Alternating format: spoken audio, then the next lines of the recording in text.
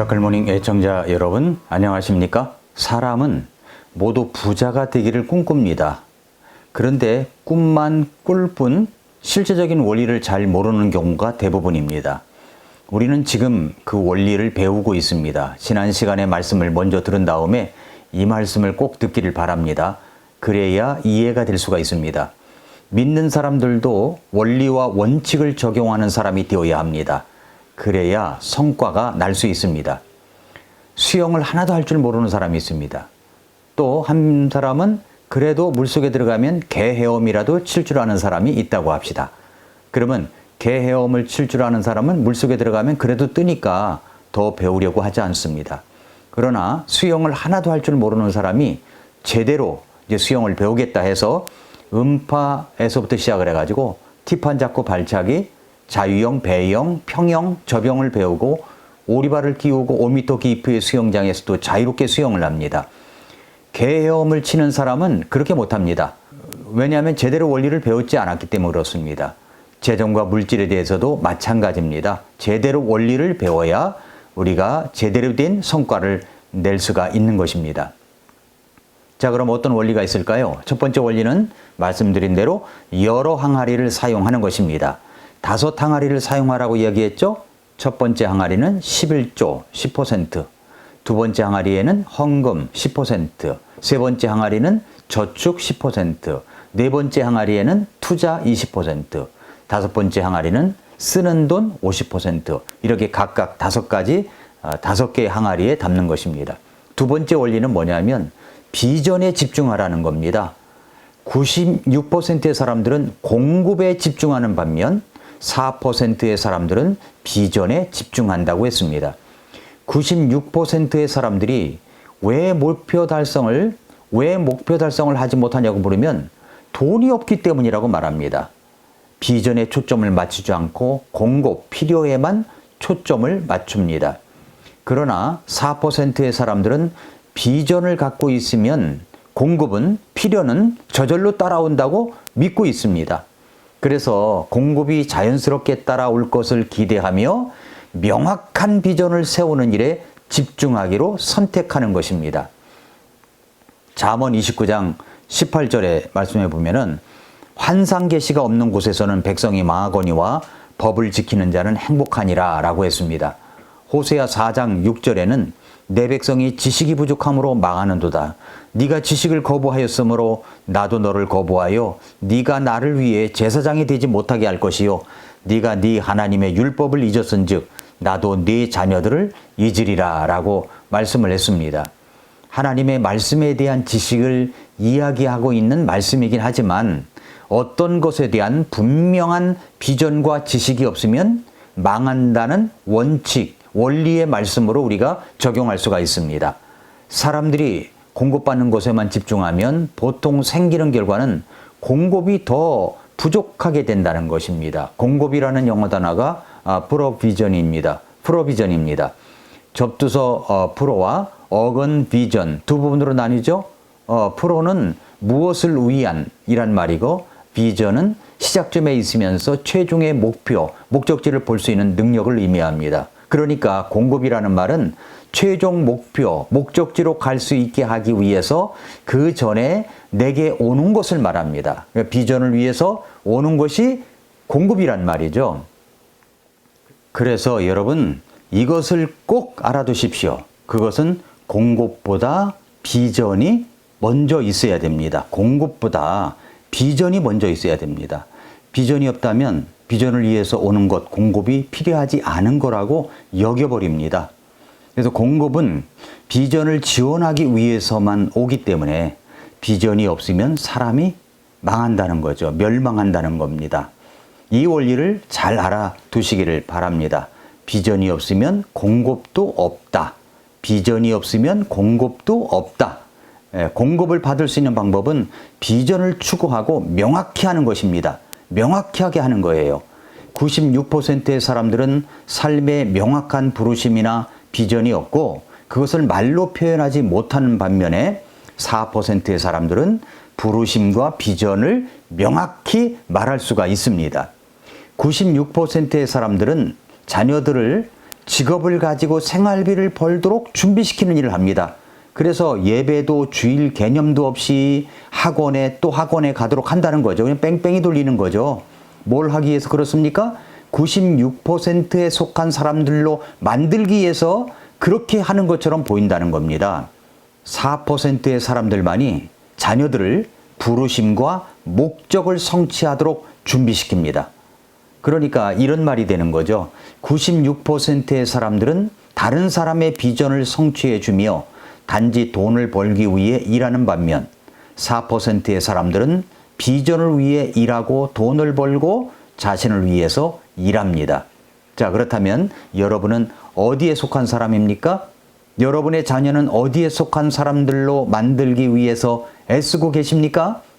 목적을 이루기 위해서 여러분의 비전을 사용하거나 돈을 사용할 수 있습니다.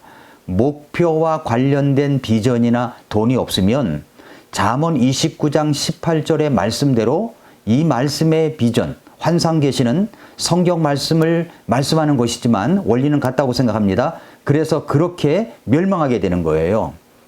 돈의 부족이 결코 성취를 방해하는 것이 아니라 비전이나 지식의 부족이 성취를 방해합니다. 오늘날의 많은 사람들은 편리함만을 위해서 살아갑니다. 이전에 자기 희생의 가치관에 살아가는 것이 아니라 자기를 만족시키기의 가치관으로 바뀌고 있습니다.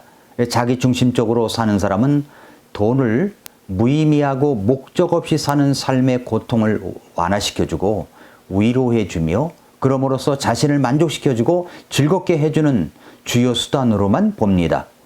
목적을 위해서 사는 사람은 돈을 단순히 하나님이 주신 목적, 부르심, 비전을 이루기 위한 도구로 본다는 겁니다. 도구로.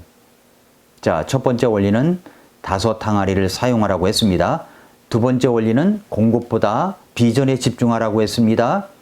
이제 세 번째 원리가 배가 되는 것과 배가 시킬 수 있는 사람에게 투자라는 거죠. 먼저 배가 되는 것에 투자해야 됩니다. 96%의 사람들은 나중에 가치가 절하되는 것을 구입하는데 가진 돈 거의를 다 씁니다. 그러나 4%의 사람들은 배가 되는 것에 투자하는데 상당한 퍼센트의 돈을 분배합니다. 96%의 사람들은 돈을 한 항아리에만 넣습니다. 한 주님을 섬겨야 하는데 빚을 짐으로 말미암아 주인이 여럿이 되는 거예요. 하나님은 우리가 열매만 맺는 것이 아니라 배가 되기를 원하십니다. 열매만 맺는 것이 아니라 배가 되기를 원하십니다. 창세기 1장 28절에 보면은 그렇게 말씀했죠. 다산하고 번성하여 땅을 채우라. 땅을 정복하라고 했습니다. 자, 배가 되는 것에 투자라고 했습니다. 그 다음에는 배가 시키는 사람에게 투자라는 거예요. 우리는 시간과 돈과 에너지를 갖고 있습니다. 그 돈과 에너지를 누구에게 투자해야 합니까? 96%의 사람들은 친구나 좋은 사람에게 투자합니다. 그러나 4%의 사람들은 많은 시간과 돈과 에너지를 배가 시킬 잠재력이 있는 사람에게 의도적으로 투자를 합니다. 4%의 사람들은 시간과 돈과 에너지를 투자할 때 투자 대상의 사람이 배가 시킬 수 있는 능력이 있는 사람인지 보기 위해서 검증하고 확인하고 또 확인합니다. 그러나 96%의 사람들은 투자 대상의 사람을 검증하거나 그 능력을 확인하지 않고 배가 시킬 수 있는 능력을 확인하지 않고 아무에게나 시간과 돈, 에너지를 투자합니다. 그냥 인정상 그렇게 할 수도 있습니다. 사랑하는 성도 여러분, 애청자 여러분, 오늘 배운 원리는 이것입니다. 나에게 필요한 것에 대한 공급에 집중하지 말고 비전에 집중하십시오. 그러면 공급이 따라온다는 이 원리를 잊지 마시기 바랍니다. 그리고 또 하나의 원리는 배가 시키는 것, 배가 시키는 사람에게 투자하여야 합니다. 자, 그렇다면 여기서 우리가 이제 마지막으로 생각해 볼 것이 있습니다. 하나님은 과연 나에게 투자를 하실까요? 하나님은 나에게 과연 투자를 하실까요? 잘 들어보십시오. 하나님은 나 같은 사람에게 투자하실까요? 고민되시죠? 그렇습니다. 확신이 서지 않을 수 있습니다. 그런데 내가 누구입니까? 구원받은 하나님의 자녀입니다. 그래서 베드로전서 2장 9절에 보면은 이렇게 말씀했죠.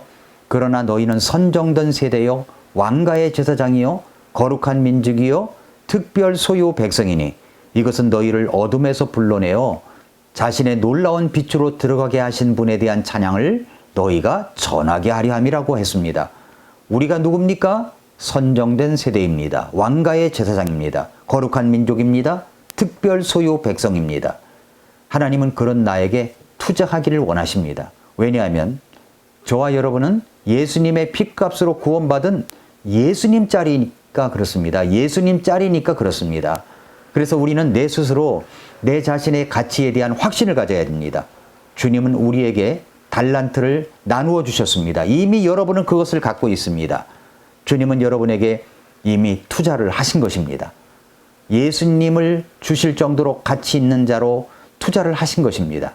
이제부터 우리가 5가지 부의 비결대로 우리가 번 모든 수입에 대해서 5 항아리를 사용하여야 합니다. 그리고 공급보다는 비전에 집중해야 합니다. 우리도 가치 있는 곳, 배가시킬 수 있는 곳이나 사람에게 투자를 해야 합니다. 그렇게 배가시킬 수 있는 사람이 사실은 우리 다음 세대들입니다. 이들에게 우리가 헌신적으로 말씀을 가르치고 그들을 섬기면서 주님이 원하시는 삶을 살 수 있도록 도와야 합니다. 다시 한번 이 질문을 드립니다. 하나님은 나에게 투자하실까요? 기꺼이 누구든지 투자할 수 있는 사람으로 우리 스스로 훈련하며 만들어가면서 우리 주님 앞에 쓰임받는 성도 여러분들이, 저와 여러분들이 될 수 있기를 축복합니다. 오늘도 미라클 모닝입니다.